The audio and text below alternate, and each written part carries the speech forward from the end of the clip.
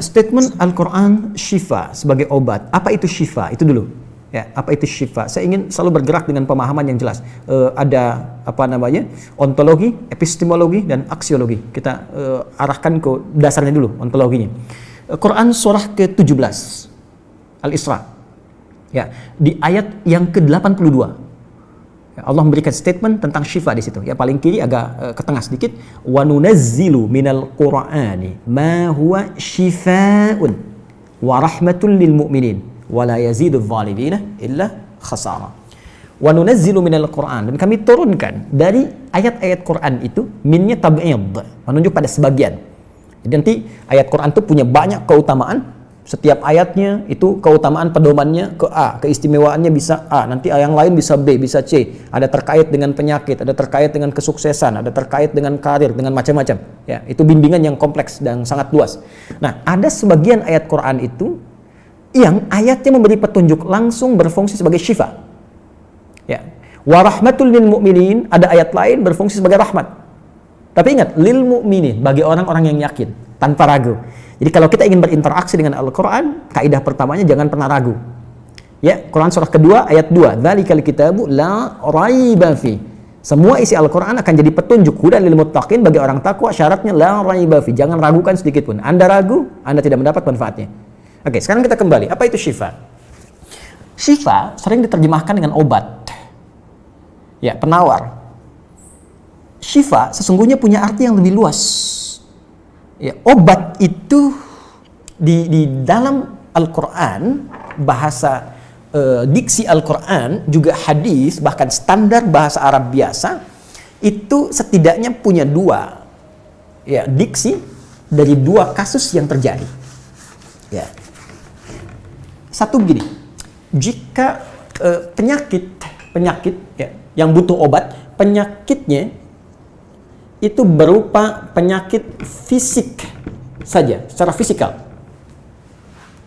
Misal, saya katakan misalnya sakit gigi, fisik ya, fisik saya yang kena. Kemudian sakit perut, sakit kepala. Itu penyakitnya disebut dengan daun. Daun. Oke?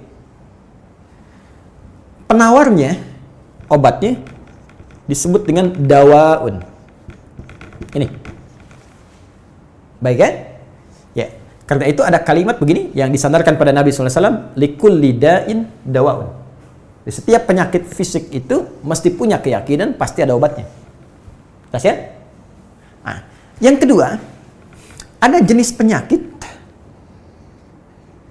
terkait dengan fisik juga, tapi sudah melewati batas-batas dawa. Jadi ini menggunakan obat medis standar, ya, ini susah. Bahkan sebagian mengatakan, dokter mengatakan, wah ini nggak bisa nih, udah give up gitu kan? It's impossible, ini nggak mungkin, ya. Jadi sudah give up di sini, ini udah nggak memungkinkan. Nah.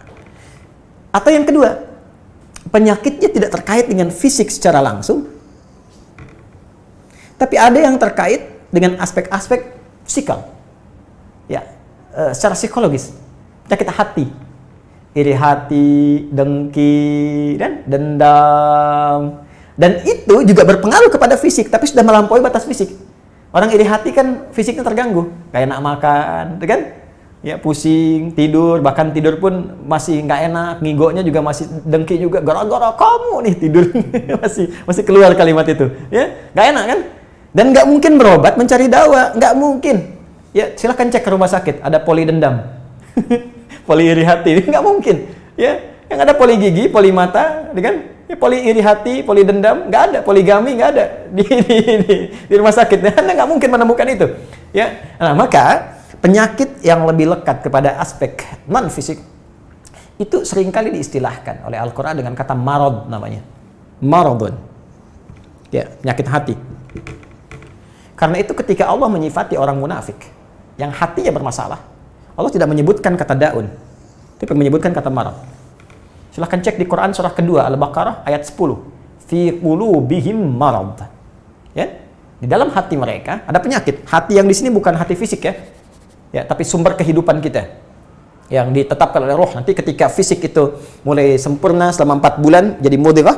Jadi kan ada 3 tahapan seperti kita ketahui, ya. Dari mulai di Al-Arba'in, kalau kita baca Al-Arba'in, Al-Imam An-Nawawi, hadis nomor yang keempat, ya, an Abdullah bin Mas'ud radhiyallahu ta'ala anhu qala qala Rasulullah sallallahu alaihi wasallam huwa as-sadiqul masduq inna ahadakum yujma'u fi batni ummihi 40 yawman nutfah. 40 hari pertama ya, itu baru berbentuk penyatuan, perpaduan antara spermatozoa dengan ovum, thumma yakunu alaihi 'alaqah, kemudian mithla dzalika 'alaqah, 40 hari kedua berbentuk zigot yang telah menempel di dinding rahim, thumma yakunu mithla dzalika mudghah, 40 hari ketiga berbentuk mudghah, daging keratan. Bahkan sudah jadi bahasa sekarang ya di masa kan bahasan janin ya, di kurikulum kedokteran saya lihat redaksinya sama, mudghah ya. Nah, dalam fase ini kemudian ditiupkan roh ya, wa yursalu alaihimul malak alaihil malak, dan diutus malaikat, wa yu'maru bi katbi arba'in, dan diperintahkan menetapkan 4 hal. Nah, saat ditiupkan roh ini itu terjadi kemudian penyatuan antara fisik dengan roh. Itu ada di Quran surah ke-15 ya, ayat ke-28. Ya, wa idz qala rabbuka lil malaikati inni khaliqun basyaran min salsalin min hama'in masdun fa idza sawaituhu wa nafakhtu fihi min ruhi. Jadi roh masuk ke dalam jasad seseorang, ya, ke dalam fisik seseorang. Ketika sudah masuk, dia bisa bernafas, kan? Ada kehidupan, unsur kehidupan. Karena itu nafas terambil dari bahasa Al-Qur'an. Jadi begitu kemudian sudah masuk roh ke dalam jiwa, menjadi nafas namanya, berubah dari roh jadi nafas. Ya, maka dia membawa 2 potensi. Ya, ada fujur, ada takwa. Di Quran surah 91 ayat 7 sampai 10. Wa nafsi wa ma sawwaha fa alhamaha fujuraha wa taqwaha. Jelas ya? Maka wa nafsi wa ma sawwaha, jika roh sudah masuk ke dalam jiwa jadi nafas, dan disitulah manusia bisa bernafas. Tapi jangan lupa dia membawa 2 potensi. Ada potensi kebaikan, takwa, ada katalis kebaikan. Saya tidak mengatakan yang buruk. Itu katalisnya. Jadi lawannya langsung. Yaitu jujur, lawannya dusta. Ya, marah lawannya sabar. Yang sabar itu takwa, jujur itu takwa. Yang marah, yang sombong, yang bohong itu namanya fujur, itu katalisnya. Di Allah menciptakan sifat marah bukan ingin membuat Anda pemarah, tapi ingin kemudian memacu supaya yang sabarnya muncul. Sebab kalau nggak ada marah, bagaimana bisa ada sabar? Itu cara membacanya. Nah, di sini terjadi pergolakan. Ya. Apa kaitannya dengan ini?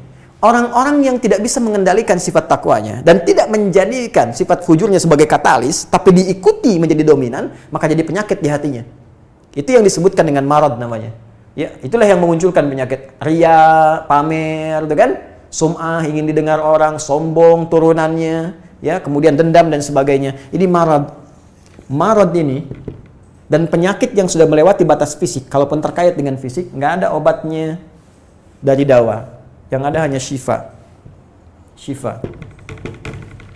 Maka jika ada orang tertentu yang terkena penyakit fisik yang sudah di luar batas dawa, yang medis misalnya udah nggak bisa nih, ini nggak mungkin, maka beralihlah dari dawa ke syifa.